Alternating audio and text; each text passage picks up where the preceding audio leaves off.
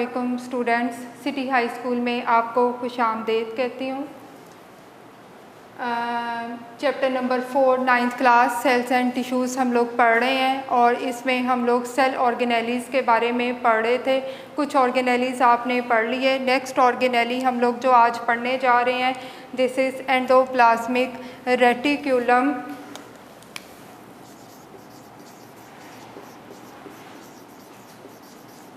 Endoplasmic reticulum, it is a network of interconnected channels. It is a network of interconnected channels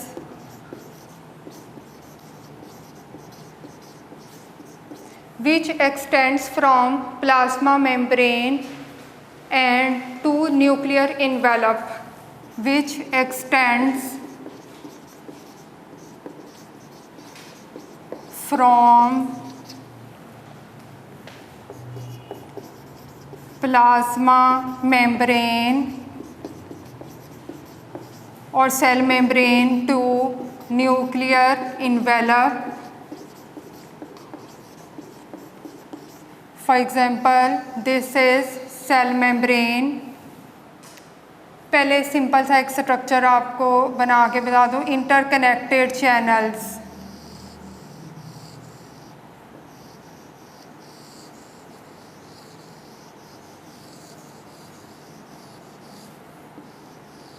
These are the interconnected channels.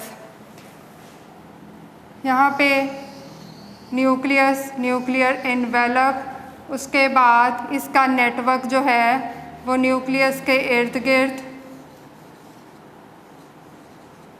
यूँ होता है। This is plasma membrane. This is इसकी abbreviation है जी ER। This is ER endoplasmic reticulum. This is nucleus यानी nuclear envelope और plasma membrane के दरमियान में मौजूद होते हैं। इंटरकनेक्टेड, एक दूसरे के साथ लिंक्ड है। चैनल्स कहते हैं जिसमें मुख्तलिफ रास्ते छोटे छोटे बने हों।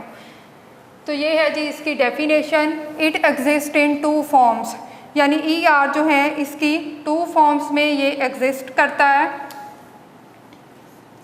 Endoplasmic reticulum, it exist in 2 forms. Rough endoplasmic reticulum,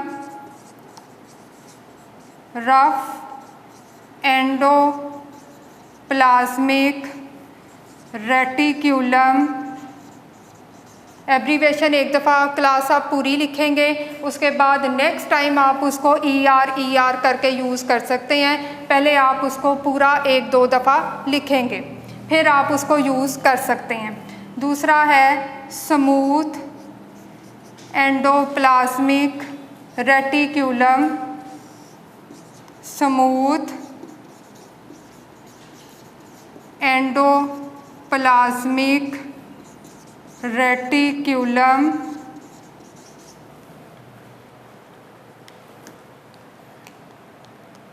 सबसे पहले क्लास हम देखेंगे rough endoplasmic reticulum. Its surface is rough due to presence of numerous ribosomes on its surface. इसकी सरफेस के ऊपर बहुत सारे जो हैं वो राइबोसोम्स जो हैं वो मौजूद होते हैं, जिसकी वजह से इसकी अपीयरेंस रफ होती है। पहले क्लास आपने राइबोसोम्स पढ़ा था। राइबोसोम्स का फंक्शन आपने पढ़ा था प्रोटीन सिंथेसिस। अब यहाँ पर क्या है कि rough endoplasmic reticulum, its surface is rough due to presence of numerous ribosomes on it, therefore its serve the function of the protein synthesis. तो इसका फंक्शन भी क्या है जी? Protein synthesis. Function is protein synthesis. Next है class smooth endoplasmic reticulum. Smooth इसे class आप कहेंगे स्मूथ एंडोप्लाज्मिक रेटिक्यूलम। यहाँ पे क्या है, राइबोसोम्स मौजूद नहीं है, यानी इट्स सरफेस इज स्मूथ, इसकी सरफेस जो है वो बिल्कुल स्मूथ है। तो यहाँ पर इसका फंक्शन जो है वो देखेंगे, it is involve in the lipid metabolism. Lipid metabolism में इन्वॉल्व है, लिपिड के मॉलिक्यूल्स को ब्रेक डाउन करना, एनर्जी रिलीज करना, transport the material from one side of the cell to the other, transport of material from one part of the cell to the other part of the cell. It also detoxify the harmful chemicals that have entered the cell. Detoxify the harmful chemicals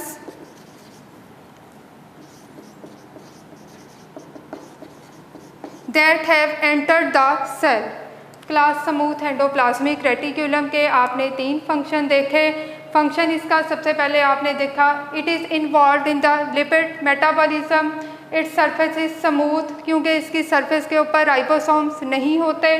lipid metabolism यानी lipid के molecules का breakdown होना, उनसे energy जो है वो release करना, ये सारा प्रोसेस जो है वो स्मूथ एंडोप्लाज्मिक रेटिक्यूलम परफॉर्म करता है। सेकंड फंक्शन आपने पढ़ा, transport the material from one part of the cell to the other part of the cell. तीसरा फंक्शन डिटॉक्सीफाई, टॉक्सिन को यानी जहरीले किसी भी टॉक्सिन को डिटॉक्सीफाई करना, जहर के असर को ख़त्म करना। Detoxify the harmful chemicals that have entered the cell, अगर सेल के अंदर कोई जहरीला मादा जो है वो दाखिल हो जाए, कोई टॉक्सिन दाखिल हो जाए, तो स्मूथ एंडोप्लाज्मिक रेटिक्यूलम उसे डिटॉक्सीफाई कर देगा। फिर आपने रफ एंडोप्लाज्मिक रेटिक्यूलम पढ़ा कि it's surface is rough due to the appearance of numerous ribosome, के न्यूमरस मीन बहुत ज़्यादा, कि बहुत ज़्यादा यहाँ पे राइबोसोम्स मौजूद होते हैं। चूँकि राइबोसोम का फंक्शन प्रोटीन सिंथेसिस है, जिसकी वजह से रफ एंडोप्लाज्मिक रेटिक्यूलम का फंक्शन भी प्रोटीन सिंथेसिस है। It is all about endoplasmic reticulum. Next class हम लोग पढ़ने जा रहे हैं Golgi apparatus.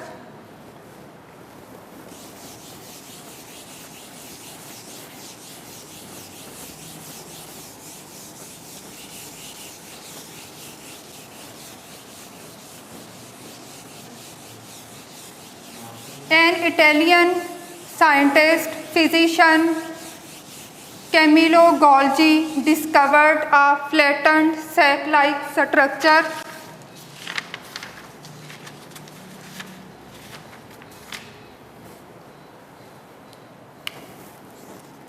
next organelle Golgi apparatus or Golgi complex.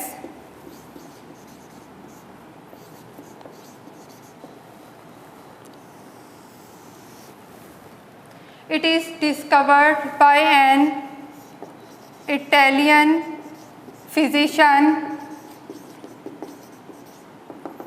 Camillo Golgi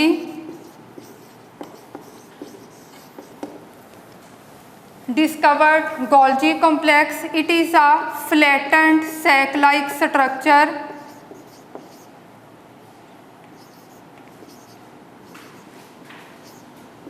flattened sac like structure.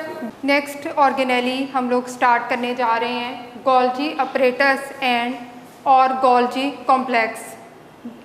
दोनों ही नाम के ज़रिए से ये टॉपिक जो है वो डिस्कस किया जाएगा। गोल्जी अपरेटस और गोल्जी कॉम्प्लेक्स दोनों ही एक ही चीज़ हैं। सबसे पहले क्लास हम लोग देखेंगे it is a flattened sac like structure. Flattened mean बिल्कुल सीधा, जिसमें कोई भी फोल्डिंग्स वगैरह जो है वो ना हो। फॉर एग्ज़ाम्पल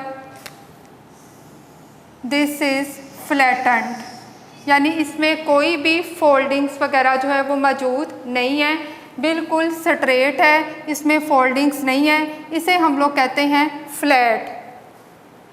तो फ्लैटन सैक आपको पहले भी बताया था कि जो पाउच लाइक स्ट्रक्चर या सैक जो है थैली नुमा जिसे आप कह लें कि या वैक्यूल टाइप जिसे आप कह लें, it is also a sac like structure. तो यहाँ पे है flatten sac like structure which is known as cisternae, इसे हम लोग कहेंगे cisternae. It is a flattened sack which is known as cisterni. Cisterni stacked over each other. Stack का मतलब आ जाएगा जो लेयर्स की फॉर्म में, यानी बहुत सारे यहाँ पर सिस्टर्नी जो हैं वो इकट्ठे हो जाएंगे। फॉर एग्ज़ाम्पल यहाँ पे अगर मैं इसको इस फॉर्म में बना दूँ तो ये स्ट्रक्चर क्या है, स्टैक्ड ओवर ईच अदर, जो कि लेयर्स की फॉर्म में मौजूद है। ये सारे आपस में,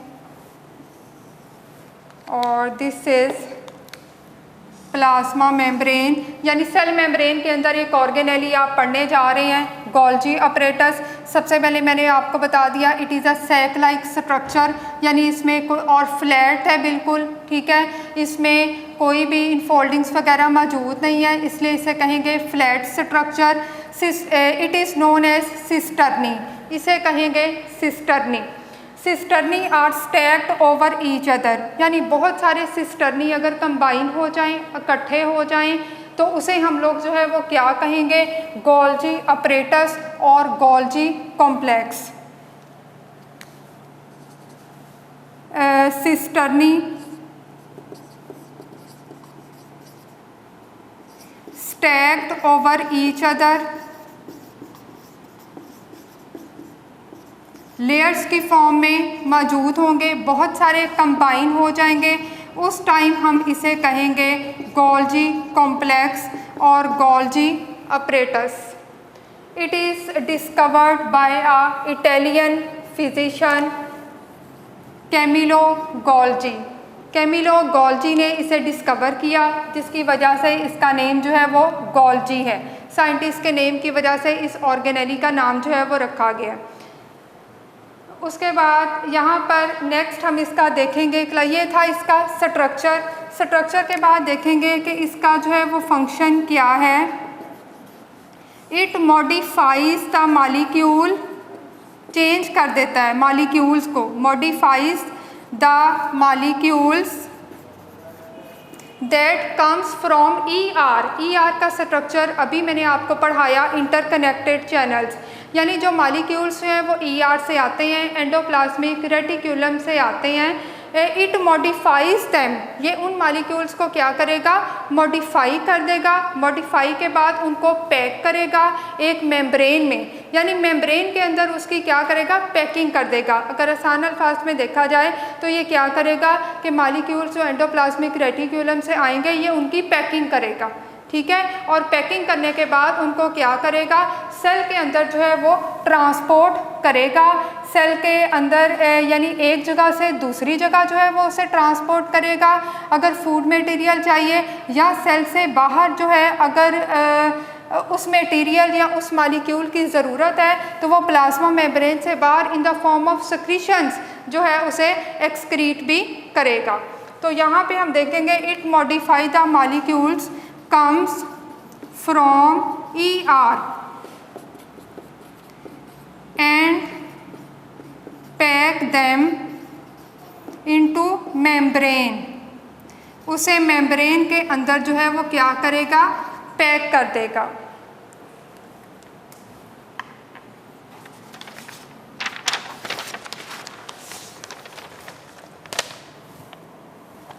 इस पैकिंग को क्लास हम लोग कहेंगे गोल्जी वेसिकल्स।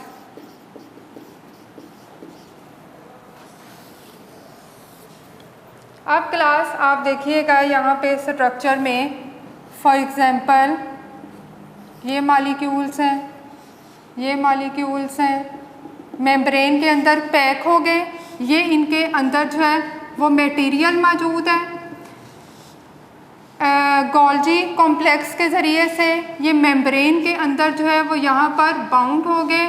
ये है जी गोल्जी वेसिकल्स। उसके बाद ये इस तरीके से ट्रांसपोर्ट होता जाएगा। इसी तरह यहाँ पे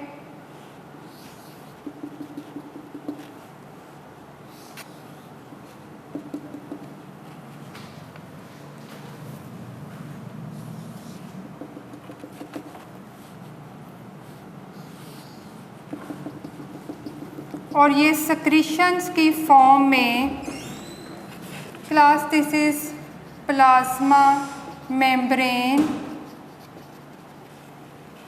और ये सेल से बाहर जो है अगर इसकी रिक्वायरमेंट है दूसरे सेल में तो ये सक्रीशंस की फॉर्म में एक्सक्रीट हो जाएगा, और अगर सेल के अंदर ही चाहिए तो ये इसी तरीके से जो है वो एक जगह से दूसरी जगह जो है आ जाएगा, product for internal use.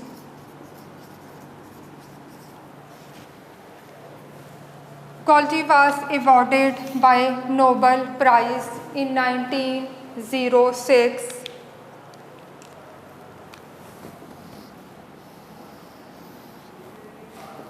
Awarded by Nobel Prize in 1906 for Physiology and Medicine. For Physiology and Medicine. Physiology class आपने 9th क्लास शुरू में बायोलॉजी की ब्रांचेस पढ़ी थी, study of the functions of the different parts of the living organisms के different parts को study करना, it is physiology branch of आपने बायोलॉजी पढ़ी थी।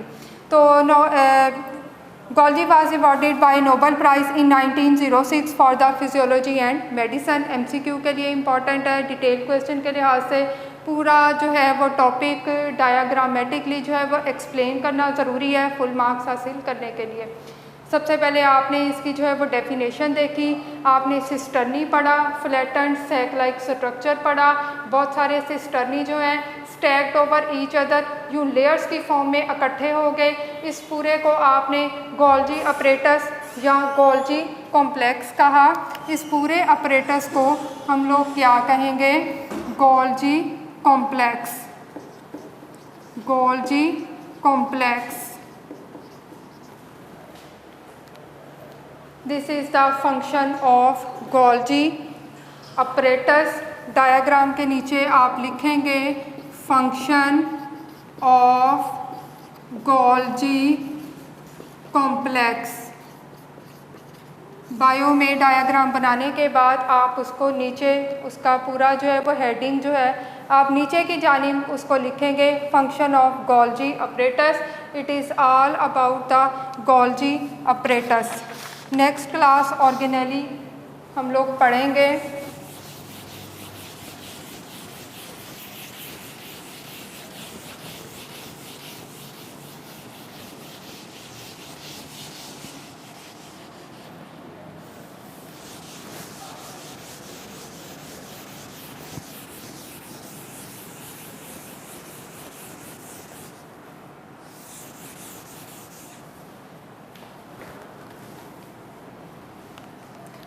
नेक्स्ट ऑर्गेनेली क्लास हम पढ़ने जा रहे हैं lysosomes, which is very important for the paper point of view, जो पेपर के पॉइंट ऑफ व्यू से बहुत ज़्यादा इम्पॉर्टेंट है lysosomes. It is a single membrane bound organelle. ये क्या है? एक सिंगल मेम्ब्रेन बाउंड ऑर्गेनेली है।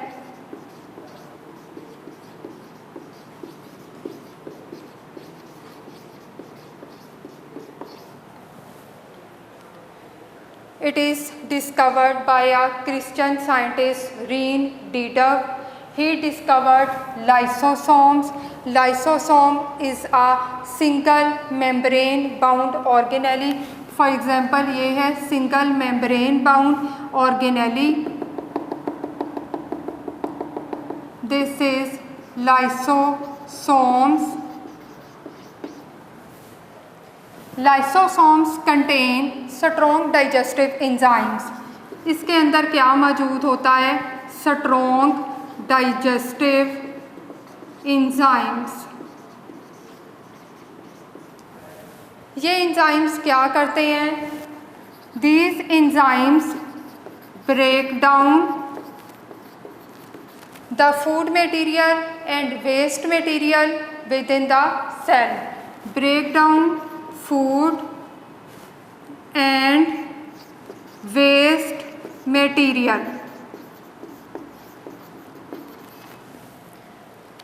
Lysosome, it was discovered by a Christian scientist René Dittov. René Dittov ने इसे डिस्कवर्ड किया है. क्या structure? Single membrane bound organelle. It is a single membrane bound organelle. This organelle contain strong digestive enzymes. इसके अंदर मौजूद होते हैं स्ट्रॉन्ग डाइजेस्टिव एंजाइम्स. एंजाइम्स आप 9th क्लास में भी पढ़ चुके हैं कि ऐसे protein, these are protein in nature which speed up the biochemical reactions million times. तो यहाँ पे स्ट्रॉन्ग डाइजेस्टिव एंजाइम्स जो हैं वो लाइसोसोम के अंदर मौजूद होते हैं, जो क्या करेंगे? फूड मटेरियल को ब्रेक डाउन करेंगे, जो वेस्ट मटेरियल जो है उसको ब्रेक डाउन करेंगे फॉर द एलिमिनेशन. अब यहाँ पर क्लास फॉर एग्जांपल लाइसोसोम जो है it fuses with the vacuole. Fuses with vacuole. अब यहाँ पे क्लास मैंने स्ट्रक्चर पहले बनाया हुआ है गोल्जी अपरेटस का. इसी गोल्जी अपरेटस के थ्रू जो है वो क्या है जी? लाइसोसोम जो है वो एक जगह से दूसरी जगह जो है वो ट्रांसपोर्ट होगा. इसी डायाग्राम को ही हम लोग यूज़ करेंगे और इसी डायाग्राम के साथ ही यहाँ पे लिखा हुआ है product for internal use. For example यहीं से हम लोग जो है वो स्टार्ट कर लेते हैं. This is primary lysosome. Cell के अंदर फूड वैक्यूल मौजूद है या टारगेटेड मटेरियल, यानी एक सिंगल मेम्ब्रेन बाउंड यहाँ पे वैक्यूल मौजूद है. इसके अंदर जो है वो क्या मौजूद है? Targeted material.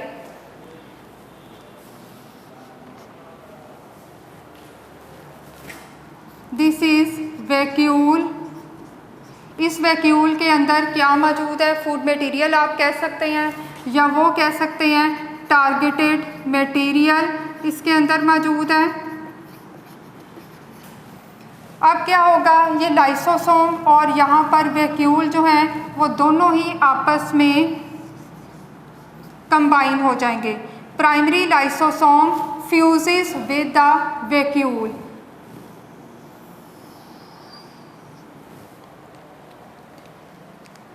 ये आपने पढ़ा कि इसके अंदर जो है वो एंजाइम मौजूद हैं. ठीक है. दूसरा आपने देखा वैक्यूल के अंदर क्या मौजूद है? ये फूड मटेरियल जो है वो इसके अंदर मौजूद है. यहाँ पे क्या हुआ? Lysosome fuses with vacuole. Vacuole के साथ, यानी ये है टारगेटेड मटेरियल और ये है स्ट्रॉन्ग डाइजेस्टिव एंजाइम. दोनों मेम्ब्रेन आपस में क्या हो गई? फ्यूज़ हो गई, इकट्ठी हो गई, आपस में मिल गई, जिसकी वजह से क्या होगा? ये स्ट्रॉन्ग डाइजेस्टिव एंजाइम जो है वो इस टारगेटेड मटेरियल को क्या करेगा? ब्रेक डाउन करना शुरू कर देगा.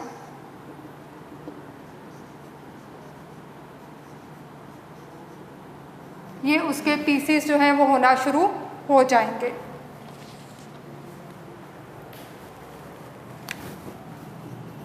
pieces of targeted material.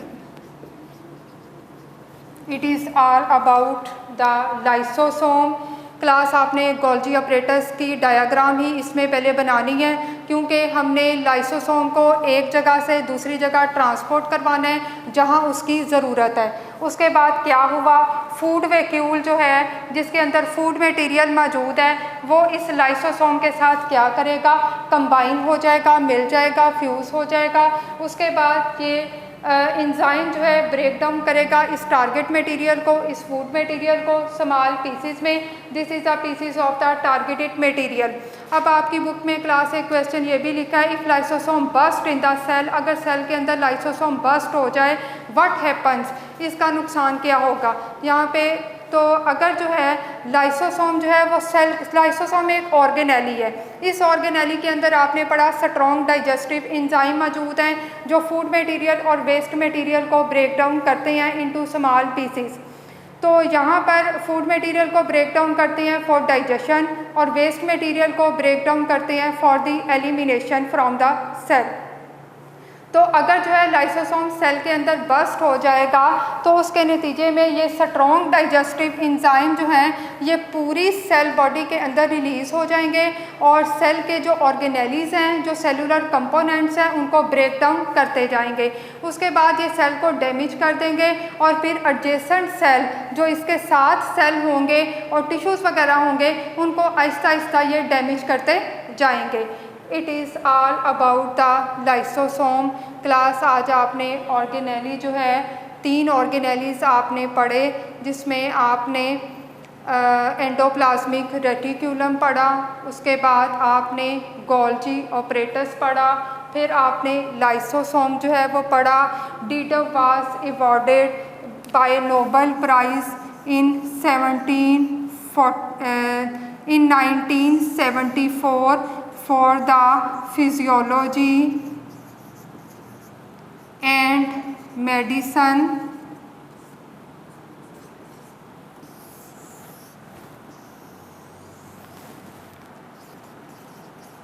It is awarded by Nobel Prize in 1974 for the physiology and medicine. It is all about the lysosome. आज का लेक्चर क्लास आपका कंप्लीट हुआ। अल्लाह हाफिज़।